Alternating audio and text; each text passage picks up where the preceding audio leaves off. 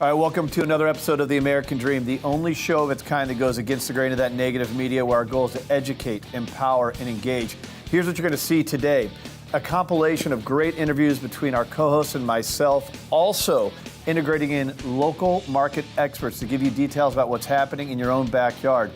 Only show that you'll ever find, not owned by a network, commercial-free, and designed to bring us together, lift us up. It's your American Dream. Let's start it right now. Every single day, you are consumed with information. With a 24/7 negative news cycle and a pop culture that's polluting the airwaves, all selling out for the ratings game. Well, guess what? There's a more positive way to look at life. You live in the greatest city in the greatest country on the planet. Every day with our elite network of professionals, our goal is to educate, empower, and engage. And now it's time to fight for your American dream.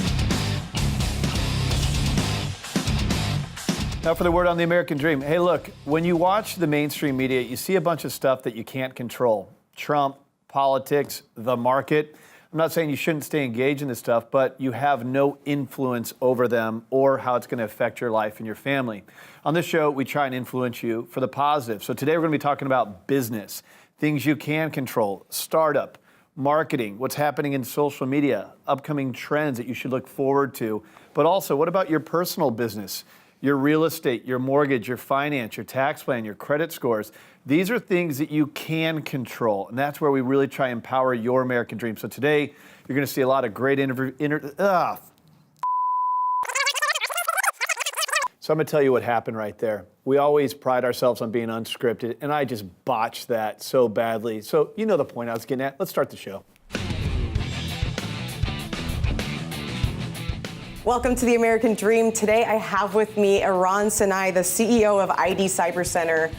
Wire fraud, cyber hacks. He is the man to go to. Aguam, thank you so much for being here with us today. Thanks for having me. Happy 2018. Happy New Year. Same to you. Thank you so much. Thank you. Of course. So let's jump right into it. Let's talk about how 2017, what did you see in cybercrime? What were the biggest things you came across? Well, obviously the biggest thing that people are talking about is the Equifax hack. Yes.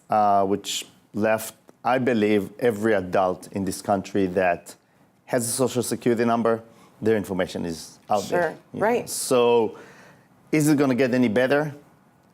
Unfortunately, I hate to say that I believe it's not going to get any better. It can't get better because all that happens is hackers just keep getting smarter. Exactly. They're like we do, we evolve, they have to evolve too. So it's really just speaking to you, making sure that we can predict what's going to happen and be able to protect ourselves, right? Correct. So, you know, if hackers have all our information from Equifax, probably they would have sat on it for a little bit. Mm-hmm. Although I believe it's a little bit more than just a simple hack. It's probably some countries are involved because it's the size of the whole thing is much more beyond the capability of just an individual. So I think there are big country, if I can say, behind that. But we gotta watch it. Our information is out there. They don't have to use it today. They don't have to use it tomorrow. They can just sit with it, wait, and use it whenever they feel the time is right. It can happen at any point, so Absolutely. You always have to be prepared. How can you best protect yourself from being protected from identity theft? Well, beside the fact that I think you should get any type of monitoring, and obviously I'm biased on that one, but we provide monitoring that is really essential. We give people what they want, what they need, not what we want to give them or what we want to sell them. Absolutely. But there's a lot of aspects that people should know beside that. You should really be careful. You should really choose hard to remember password. I know it's a pain, but you really should. You should really watch how you pay things online. What do you use? You should really watch public Wi-Fi. That's becoming a rising situation. And I know that with, you know, the new Apple phones coming out, the 8, the X, and now Apple Pay is so readily available. Yeah. You have your Apple Watch, you have it amongst multiple devices. What do you think about Apple Pay? Is that just another way for us to be? You know, they can hack into anything. If your phone is in your pocket, they could sit even next door or remotely somewhere else and try to get into your phone and get into your Apple Pay. But it's like any other hacker that would do it. Those will be smaller type hackers. But I'm talking about with the madness that's going with the cryptocurrencies. Yes. Right? Everyone is carrying around a digital wallet and they Bitcoin's always, exactly, big, yes. all the other You know, there are over 1,300 cryptocurrencies, right? But people are thinking, well, it's not safe, it's not secure. Look, I always explain to people, this is like leaving your wallet on the table. When you have cash in your wallet, you leave it on the table, somebody steals it, it's gone. Right. With cryptocurrencies and your digital wallet, whether you use Coinbase or any other company for that matter that offer the services, it is really the password that makes it or breaks it. So it's really important, guys, to be careful what information you put out there. Okay, so for 2018, to keep yourself protected, what's your one last line?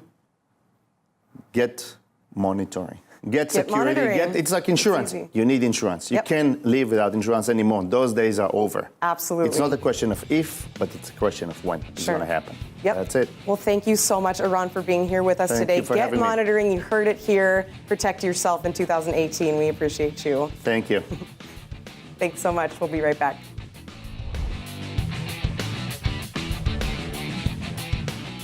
Well, joining us in studio now is retired world boxing champion and founder of Answer the Bell Incorporated, Paul Vaden. Paul, thank you so much for coming on to the American Dream. Thank you so much for having me.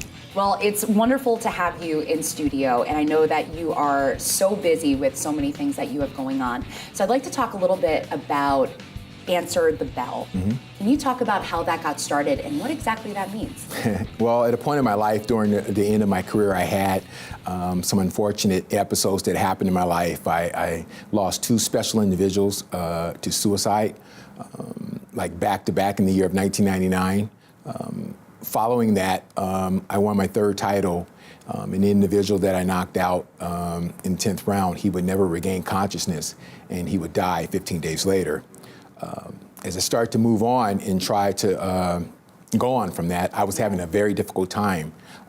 Not only being difficult to live with, but I was having an unbearable time living. I really thought I was going to be paid back. I had felt so much guilt. I thought I was going to die. So I had to come back to the ring, not to win or lose a fight, but I had to come back to the ring to come back to life. And I did that. And once I did, not to say that I have all the answers or anything of that nature, however, I was able to pursue my life and understand that I had a deeper, bigger purpose and bigger responsibility for the reasons why I was still here. And that's what Answer the Bell was all about. I made it through the storm. Yeah, that storm that you went through sounds absolutely could probably be horrific. Now, the struggles that you went through, do you think it's really important for some of the individuals that you work with on the charitable level, maybe through the prison system, Boys and Girls Club, to see that, yes, you can move forward no matter what you've been through? I think it's really important because it's not me just talking about it, but it's me being about it.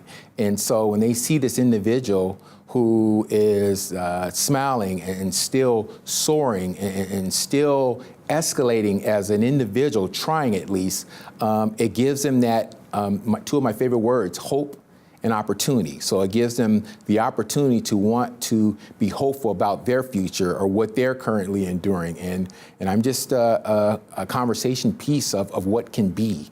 Well, you are certainly being of service and being that positive role model. Before we let you go, I know we're running out of time. I just wanted to know if you want to mention your book or the film coming up so people can find you and more about your story. My film, Vaden Versus, which I'm very happy about, is it's a documentary short film basically about my goal was to be champion of the world since I was 4 years old and get to that point, but at the same time get to a part where not only your career stops, but life stops for you, but how do you still keep those champion intangibles, those instincts, and thrive on? And that's what I'm doing, still thriving. Answer the Bell, inventing your life as a champion, to me, it's just, to me, it takes you through the storms, it takes you through the dreams, it takes you through the hopes, it takes you through the hurt, but it also takes you through the triumph. Yeah. And to me, it's always important, the ending, that there's triumph in everything that I do. Well, maybe that triumph feels especially better after you've gone through those horrible points in life for anybody. Paul, thank you so much for coming on to the show. Really uplifting and wonderful message. My honor and pleasure. Thank you. All right. That was retired world boxing champion Paul Vaden and also the founder of Answer the Bell Incorporated. Stay with us. We'll be right back. Well, as you know, the American Dream is a national program where we focus on business, the entrepreneurial spirit, overcoming adversity, finance, the market, all things that are relevant to empowering your American dream. But a big topic of conversation on this show is housing. So what we do is we integrate local, top-producing, award-winning realtors to cover a wide range of topics on that subject, different micro markets, different niche subject matter. Housing is such a big topic, so we're going to bring you a lot of information right now from some of the best in your market. Let's check out these interviews. Well, our next guest comes from the Dallas-Fort Worth area. She's part of the top 1% of realtors in all of the DFW area.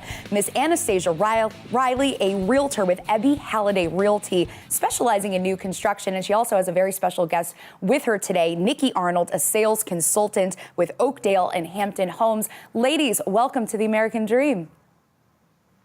Thank you so much. Thank you for having us.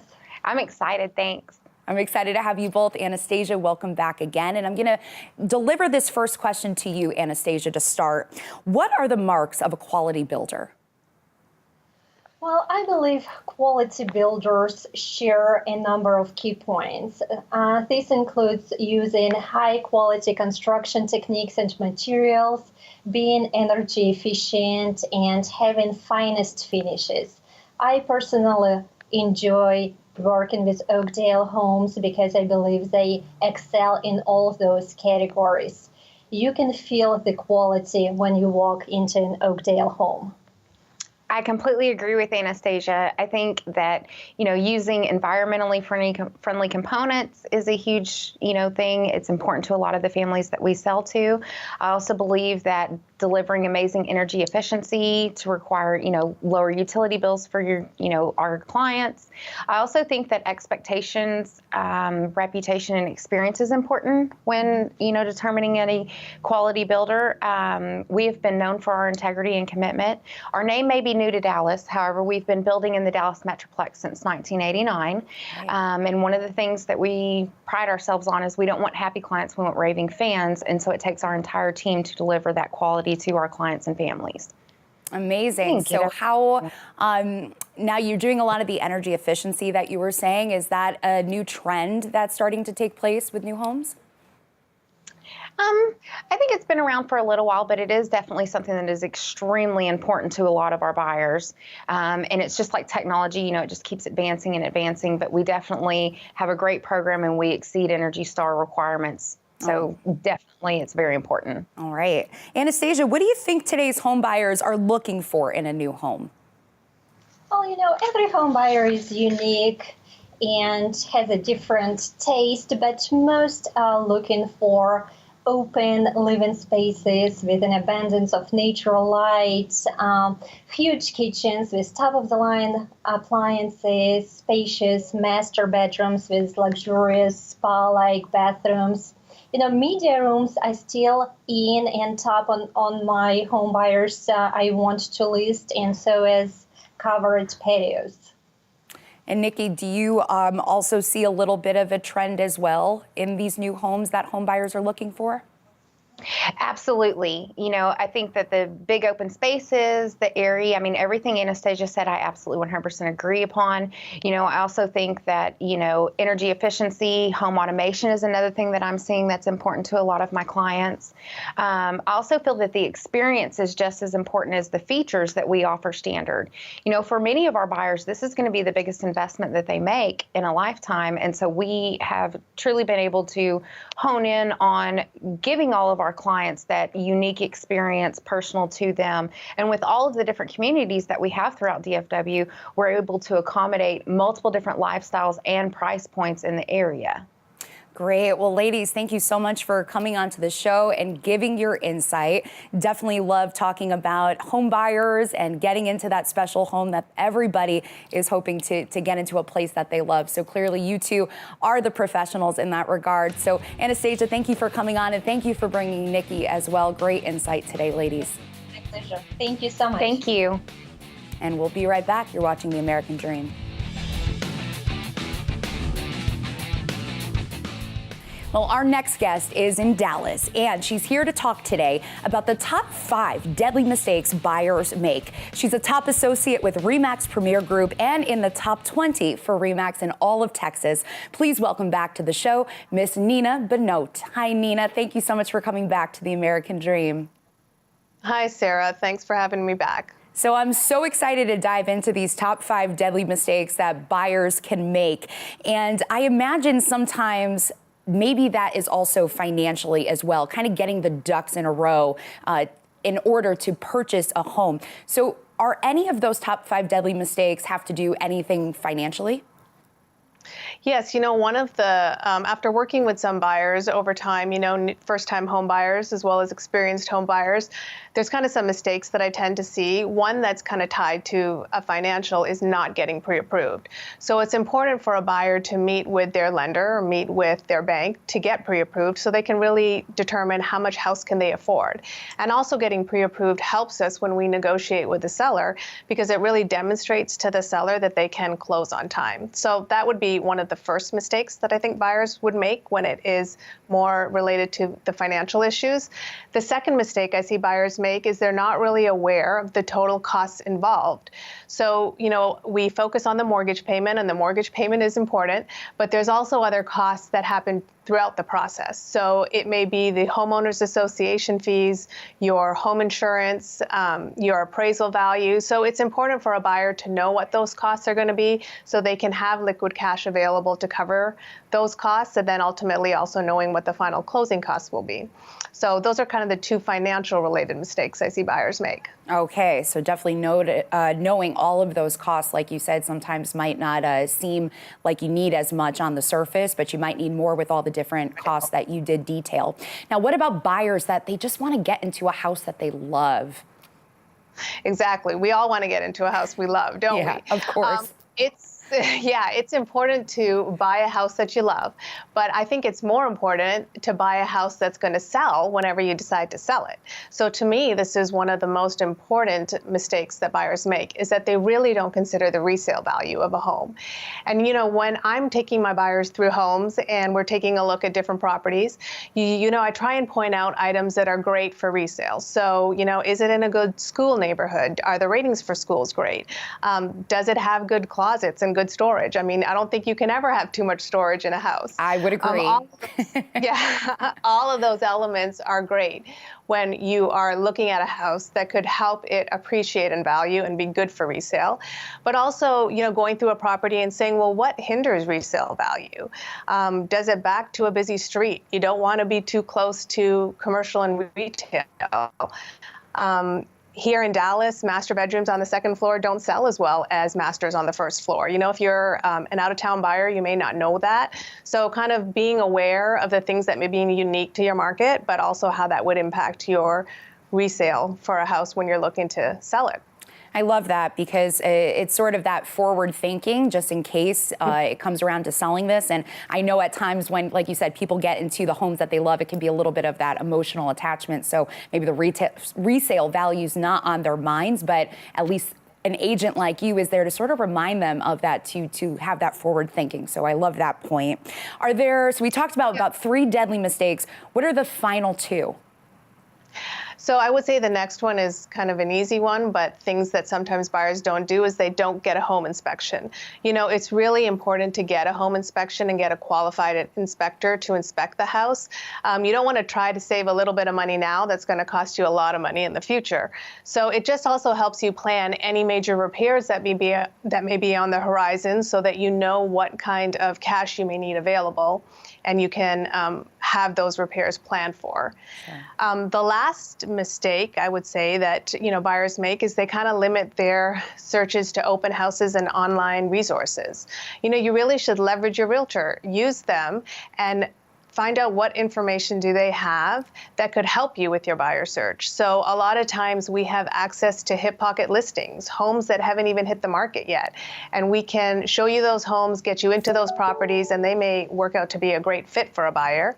I personally also work with a lot of builders in the area, so knowing what builders have what inventory homes coming up. Also, what incentives do they offer? There's some incentives that they advertise, but when you actually have relationships with builders, you kind of know a little bit of the inside information as to what else they may be able to do to sweeten up a deal for a buyer. And then also, just as realtors, we have a lot of market data. So what neighborhoods are maybe appreciating in value that you want to get into? What neighborhoods are a little bit stagnant and on the decline that you might not want to buy a property in there? So I kind of feel like that those would be the last two, I would say, biggest mistakes that buyers make when they are starting their home search. All right, Nina, thank you so much for that detailed insight. It's no wonder that you are in the top 20 for RE/MAX in Texas. I know if I was a buyer, I would definitely want you on my side. So thank you for giving us those top 5 deadly mistakes that we see buyers make sometimes. Thank you for coming back to the American Dream. Thank you. It's been great being here. And, you know, buying a house should be a fun process. And so if they can try and avoid some of these mistakes, you know, it would make it a smoother process. And buying a home should be fun. So that's the goal throughout the process. And they can check out on your website as well these top 5 deadly mistakes too?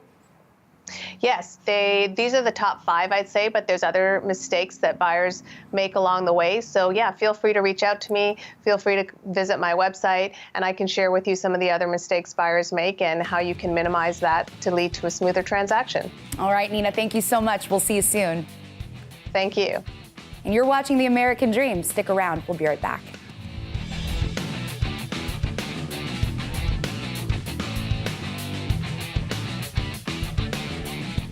Joining us on the show today in Dallas, Texas, is the CEO of the DARE Network with KW Realty, part of the top 100 team in all of Texas, Denton Aguam, and he also has a special guest today, Brandy Dosser, the co-founder of DFW Angels. Thank you both for coming on to the show, and Denton coming back on. Thank you. Absolutely. Thank you, Sarah. Thanks for having us. So now it's officially springtime. I imagine that seasons can sometimes affect things in certain markets. What does springtime mean in the DFW market? Yeah, that's right. It is hot right now. Spring is here. Offers are coming in. Listings are selling. A lot of our buyers that have been kind of sitting on the fence, wondering what to do, are now making offers. And even our sellers are getting multiple offers again. So it's a great time. And inquiries online and the signs people are calling on the signs all day. All right, so no shortage of being busy this time of year, it sounds like. How seasonal is the DFW market in general? Sure. Well, historically, the second and third quarter have always been our busiest times where we have the most amount of activity. What we found this year specifically usually happens after spring break, but beginning of March is when we saw it. So it started a little early and then kind of tapers off in August, right when school starts. Picks up a little bit in Thanksgiving, and then, of course, tapers off again in the holidays. So it's still a great time to sell in the first and fourth quarter, but second and third definitely is the most activity. Okay, so good time of year for you guys then. How do interest rates affect seasonality? Do they? So that's a great question. So kind of what's happening with the market as interest rates are increasing, what happens is the buyer's actual buying power or their budget decreases. And not a lot of people know that.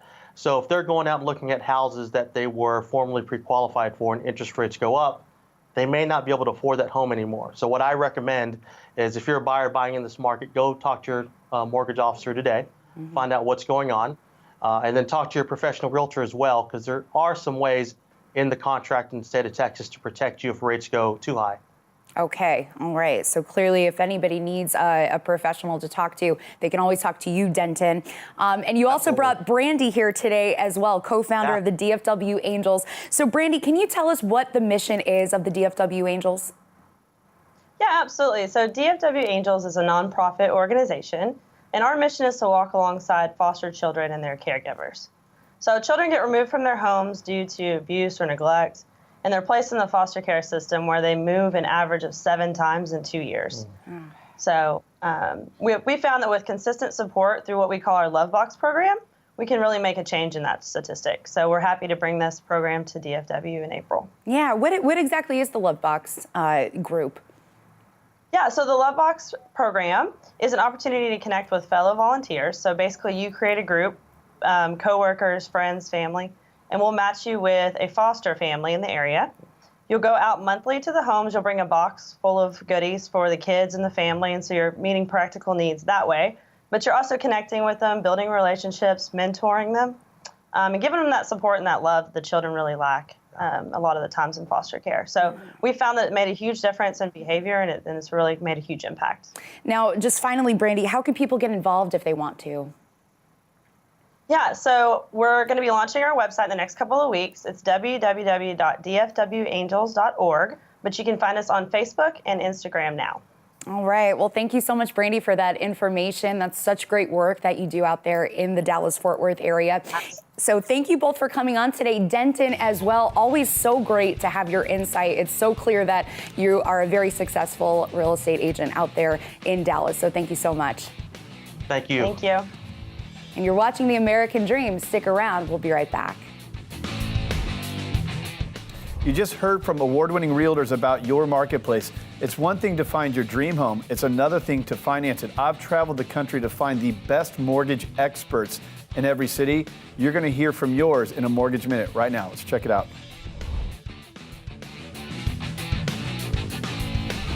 Hey everyone, today on your Mortgage Minute, I want to talk about a couple of myths. Well, one myth in particular, the myth that you need to put 20% down to buy a home. I had a client this week that really kind of brought that to my attention because they were asking, okay, you know, my realtor referred me to you. I want to buy, but I don't have 20% down. I don't know if that means I can even get a loan or if I'm going to have really high rates because of it. So let me dispel that myth. You do not need 20% down to buy a home and get great rates. You're going to get fantastic rates at 3, 5, or 10% down. It doesn't matter. Also, if you are a first-time home buyer and you meet certain income limitations, right? For the city, the state, some municipalities will do bond programs, which we do, to help you. Basically, they'll cover your down payment for you and some of the closing costs. So don't think you need 20% down for that if that's you. The second 20% down myth is that you should put 20% down so you don't have that pesky mortgage insurance. Clients tell me that all the time. Why do you want to put 20% down? Because I don't want mortgage insurance. It's horrible. It's not horrible. It's the only reason we don't have to put 20% down with mortgages, because it insures the lender for anything less than 20% down. It's a great thing. And also, in an appreciating environment like we're in now, it's only on there for a few years. So here's what I find. People that want to put 20% down have typically, a lot of you, have higher interest rate debt, installment loans, or you want to do college savings plan, etc. So if it's in your budget and you can do a 10% down loan, you can, let's say on a $300,000 property, well, that extra $30,000 that you save, you can pay that to some higher interest rate debt and save a lot more cash flow than the $150 you're going to save a month on your mortgage by putting that extra $30,000 down. Does that make sense? And so use it to do that. Be smart with it, and ask yourself the questions. Am I on track for retirement? Do I want to save for a college savings plan for my kids? Do I have other higher interest rate installment or revolving debt that I could pay off and free up cash flow and accelerate my debt payoff by putting less down on my home? So ask those questions first before you get stuck on 20% down. That's your Mortgage Minute. Stay tuned next week with more great tips from the American Dream. Well, I hope you enjoyed today's episode of The American Dream, going against the grain of that negative media. Hey, we want to hear from you. If you have any questions with anything from today, real estate, finance, market related, email me, Craig@craigsewing.com. And we'd also love for you to engage in the conversation on social media at The American Dream TV, at Craig Sewing Official. Please find us online. Love to hear from you. That's all for today, and we'll see you next time.